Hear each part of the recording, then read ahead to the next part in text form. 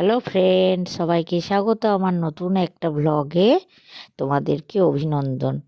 এই যে আজকে বসন্ত পঞ্চমীতে শাড়ি পরে নিয়েছিলাম সরস্বতী পুজো। আজ যেহেতু সরস্বতীর পছন্দের রং হলো হলুদ, তাই আমি একটা হলুদ শাড়ি পরে নিয়েছিলাম।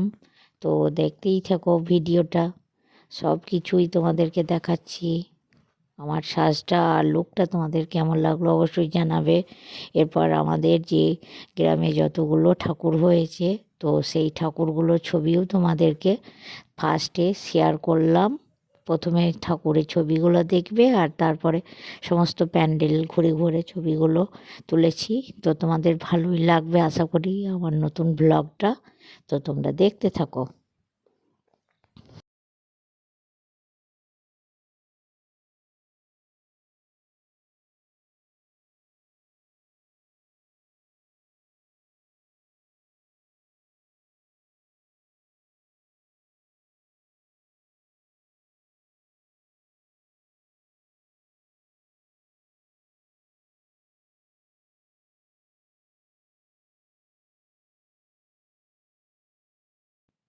তো চলো বন্ধুরা, ফার্স্ট আমাদের হলো আমাদের ক্লাব, আমাদের এখানকার ক্লাব মিত্রসংঘ ক্লাবের ঠাকুরটা। তো তোমরা দেখে নাও, ঠাকুরটা খুবই সুন্দর হয়েছে। এরপর চলে যাচ্ছি টিনের ঘরের। এদের ক্লাবটার নামটা আমি ঠিক জানি না বা শুনিনি কোনো দিন। আমাদের এখানে যেহেতু বলে টিনের ঘরের ঠাকুর, তো তাই তোমাদেরকে আমি বললাম টিনের ঘরের ঠাকুর। তো এদের ডেকোরেশনটাও খুব সুন্দর হয়েছিল।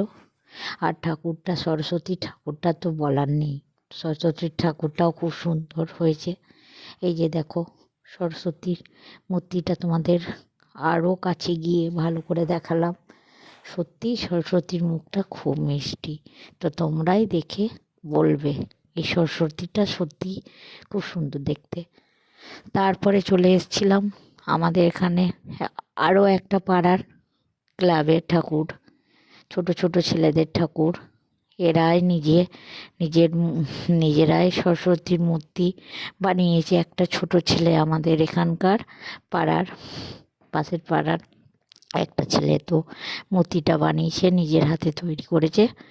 তোমরা কমেন্ট করে জানাবে যে মূর্তিটা কেমন হয়েছে। মূর্তি প্রতিমাটা যেহেতু নিজের হাতে বানানো, আর প্যান্ডেলটাও খুব সুন্দর হয়েছে, ছোটোর খাটোর মধ্যে লাইটিংটাও খুব সুন্দর হয়েছে। তো তোমরা দেখতে থাকো।